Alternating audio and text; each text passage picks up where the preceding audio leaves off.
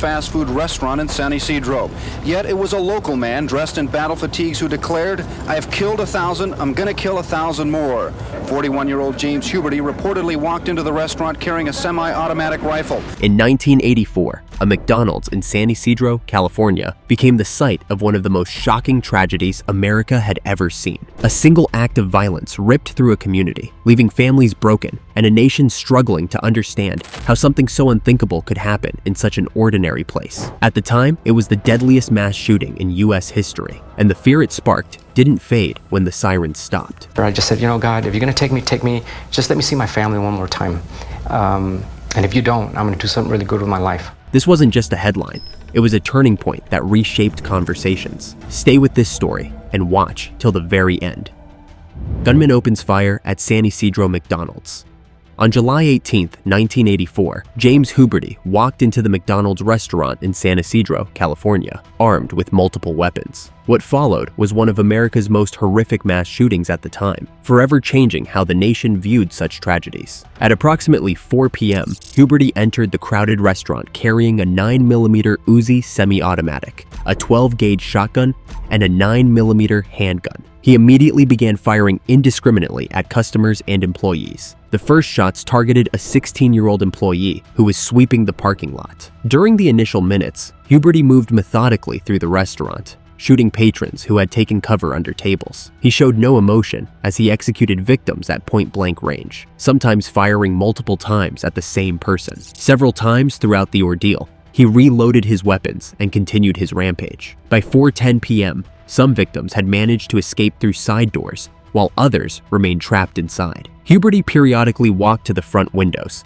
firing at police officers who had established a perimeter around the building. He shot at a fire truck that approached the scene, forcing emergency responders to retreat. As the siege continued past 5 p.m., Huberty remained inside, occasionally firing bursts of gunfire that prevented police from entering. The shooting finally ended at approximately 5:17 p.m. when a SWAT team sniper positioned on a nearby building fired a single shot that struck Huberty, killing him instantly. Inside the restaurant, survival instincts took over as patrons frantically sought shelter. Many dove under tables, while others attempted to shield children with their own bodies. One mother was killed while protectively covering her infant, though the child survived. In the kitchen area, several employees hid in freezers or storage rooms. A pregnant woman who had been eating with her 8-year-old son managed to escape through a side door during a brief pause in the shooting. Despite being hit, she dragged her injured child to safety behind a nearby building. Meanwhile, 2 families trapped inside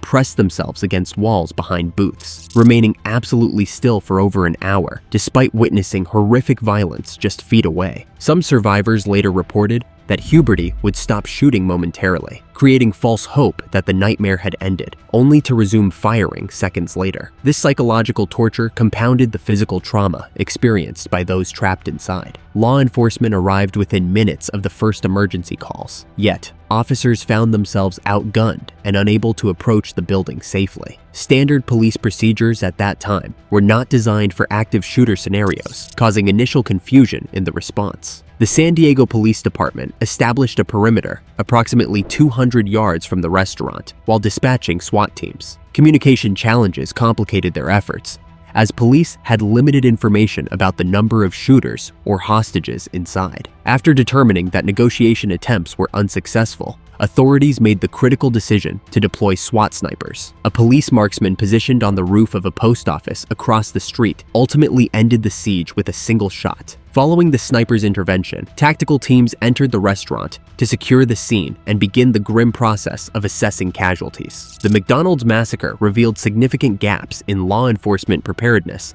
for such incidents. Subsequently, police departments nationwide began to take a hard look at their own playbooks, quietly admitting that the old rules were no longer enough. Protocols for active shooter situations were rewritten, shifting away from waiting and containment and toward rapid intervention, faster decisions, and immediate action. These changes did not come from theory or training manuals alone. They were born from real lives forever altered, from moments when seconds mattered and hesitation carried a cost no one could undo. Behind every policy update was a human story that forced law enforcement to ask painful questions and face uncomfortable truths. One of those stories belongs to Wendy Flanagan. Long after the headlines faded, and public attention moved on, the impact of that day stayed with her, shaping every part of life that followed. Trauma did not end when the danger stopped. It echoed through memories, routines, and quiet moments no one else could see. Wendy's experience became part of a larger reckoning, a reminder that survival is not the same as healing, and that reform often comes too late for those who needed it most. As Wendy recounts her life-altering trauma, the focus shifts away from policies and procedures and back to the human cost behind them. This is not just a story about change. It is a story about resilience, unanswered questions, and the long road forward after everything familiar has been shattered. Stay with this story until the very end, because what Wendy reveals last brings everything into sharp, unforgettable focus. Wendy Flanagan recounts her life-altering trauma. Wendy Flanagan's life was permanently altered at the age of 17, when an ordinary shift at the San Ysidro McDonald's turned into a nightmare that would haunt her for decades. Her story represents the profound human toll that extends far beyond the immediate tragedy of mass shootings. Prior to that fateful July day in 1984, Flanagan was a vibrant teenager with typical high school dreams. "I was loud. I was happy. I had never experienced loss," she recalled of her life before the massacre. That summer, she had been fundraising for a cheerleading uniform after being selected for the varsity team for her upcoming senior year. The position at McDonald's represented her first job, a normal teenage milestone that would soon become the dividing line between two entirely different lives. At 17, Flanagan embodied youthful optimism, sociable, enthusiastic, and forward-looking. She stayed a few minutes after her scheduled shift had ended to help her coworkers during a busy period. This simple act of consideration would place her directly in the path of unimaginable horror, fundamentally changing the trajectory of her life. As gunfire erupted, Flanagan initially failed to comprehend what was happening. "I was coming back with the ice to put in the bin when I heard the first shot and saw into the dining room," she recounted. Her colleague Maggie recognized the danger immediately and began pushing Flanagan to run. During their desperate escape, Flanagan described a terrifying sensory experience. "I imagined I was running through rain. I felt like I was running through rain, and I heard bing, bing, bing, because I believed now he was shooting with the machine gun, and he was shooting at us, and the bullets were ricocheting all over." In those chaotic moments, Maggie suddenly became really heavy against Flanagan. "She was keeping me from running, so she slipped from my arm, and I ran down the stairs into a closet, and she never came," Flanagan remembered. Only afterward did she realize that Maggie had been shot while shielding her from the gunfire. According to records, Flanagan hid in a basement utility room with 4 other employees, a female customer, and her infant. While concealed, the 16-year-old Flanagan reached for her friend's gold chains adorned with crosses and the Virgin de Guadalupe, holding them tightly as she prayed. After the massacre, Flanagan attempted to return to normalcy by working at a different McDonald's location the very next day. However, everything triggered traumatic memories: the beep of the French fry alarm, the pattern of the floor tiles. The manager ultimately sent her home. She transferred schools seeking anonymity, but found herself identified as that girl from that shooting. Her education suffered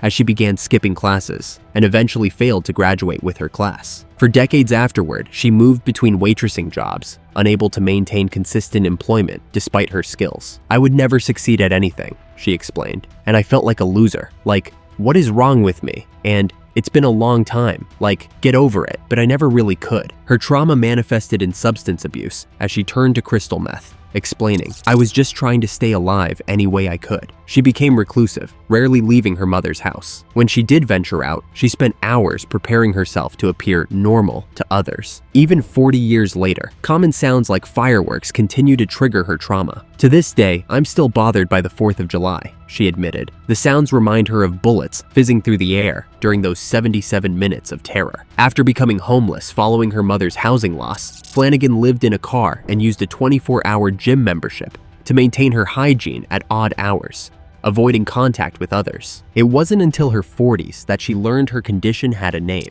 post-traumatic stress disorder, which qualified her for disability benefits. "When you say that time heals all wounds, it doesn't," Flanagan reflected. "I don't think we ever heal. We live through life." Time, Flanagan reflected, does not erase pain or neatly close the chapters that hurt the most. Instead, life keeps moving, and people are forced to move with it, carrying memories that never fully fade. For the survivors, the real struggle did not end when the headlines disappeared or when the cameras stopped rolling.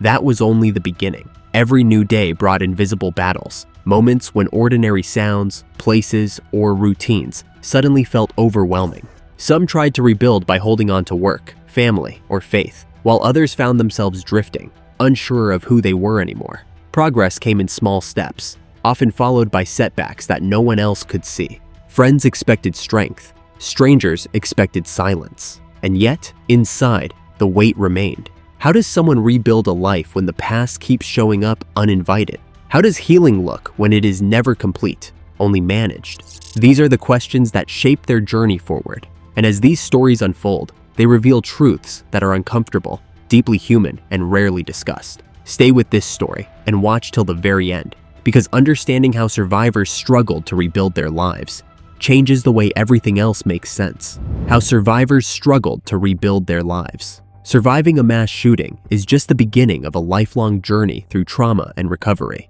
For those who escaped the 1984 McDonald's massacre, the path to rebuilding shattered lives proved extraordinarily difficult, with each survivor facing unique struggles in their quest for normalcy. Although Wendy Flanagan physically survived the shooting, her life spiraled downward in its aftermath. For decades, she bounced between waitressing jobs, unable to maintain stable employment despite her abilities. "I would never succeed at anything," she explained, "and I felt like a loser. Like, what is wrong with me? And it's been a long time. Like, get over it." But I never really could. Seeking escape from persistent trauma, Flanagan turned to crystal meth, explaining, "I was just trying to stay alive any way I could." She became increasingly reclusive, rarely venturing outside her mother's home. Furthermore, when she did leave, she spent hours preparing herself to appear normal to others.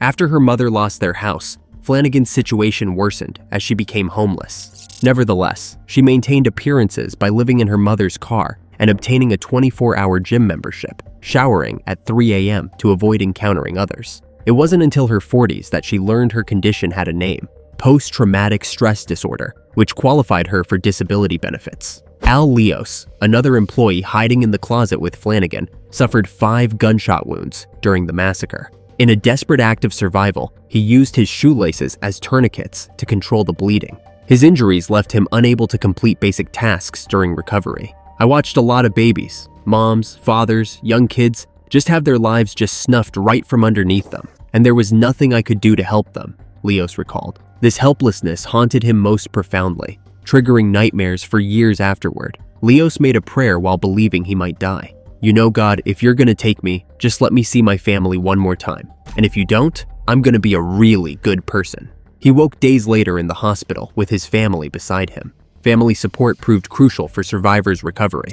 Leos's wounds prevented him from performing even basic tasks, yet he didn't want to burden his mother and sisters. Consequently, his father, the family's sole income provider, stayed home for 6 months to care for him. Simultaneously, the San Ysidro community rallied around Leos's family, providing food and paying their monthly bills. This community support ultimately inspired Leos to become a police officer in San Ysidro, his way of giving back to those who had supported him.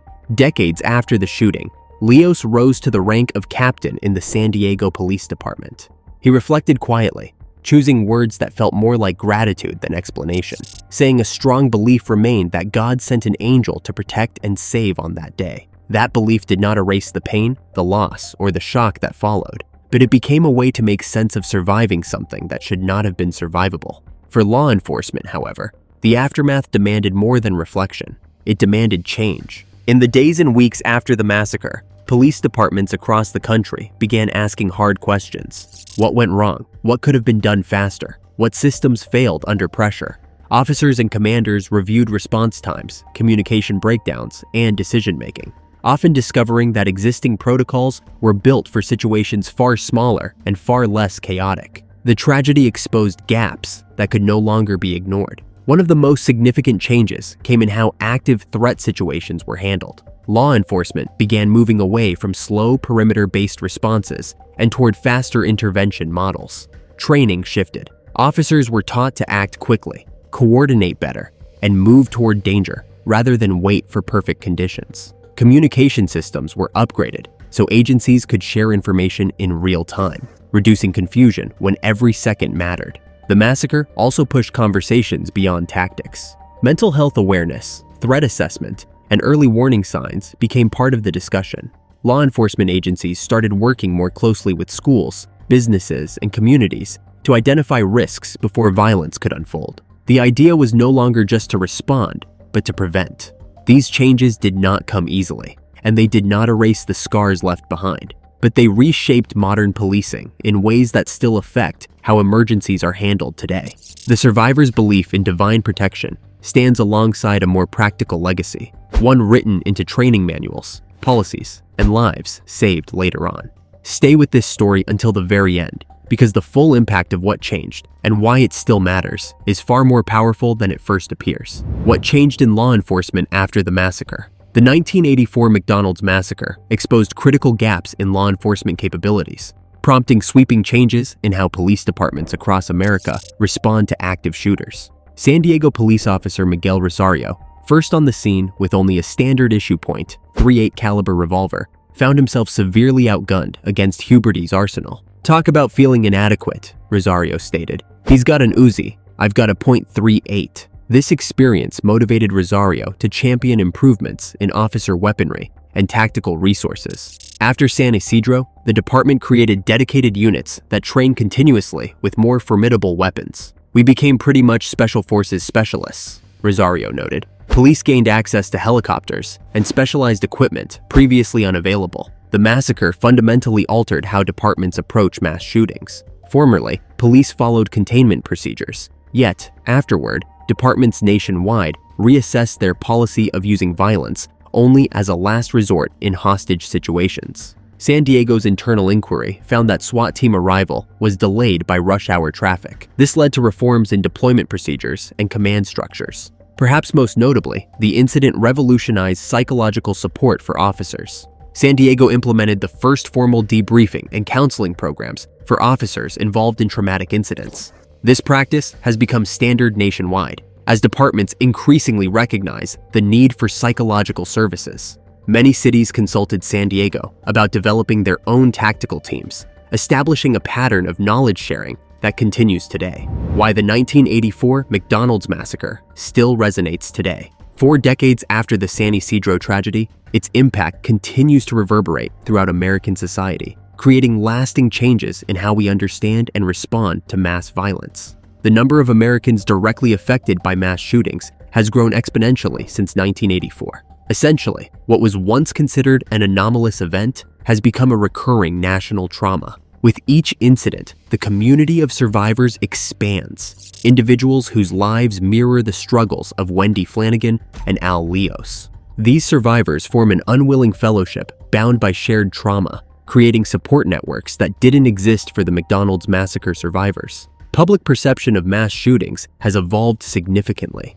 At the time, the San Ysidro massacre received extensive coverage as an unprecedented tragedy. Nowadays, media outlets have developed standardized reporting protocols for such events. Hence, these tragedies risk becoming normalized in public consciousness, even as they continue to devastate communities. The McDonald's massacre remains significant precisely because it marked a turning point, a moment when Americans began to recognize mass shootings as a societal pattern rather than isolated incidents. Survivor testimonies, above all, humanize statistics. Their accounts prevent these tragedies from becoming mere historical footnotes. Whether through formal documentation or personal sharing, these narratives serve as powerful reminders of the human cost behind headlines. At the same time, they offer crucial insights into trauma recovery and community healing, showing both the devastating long-term effects and the possibility of rebuilding shattered lives. With this, we have come to the end of this video. Thanks for watching.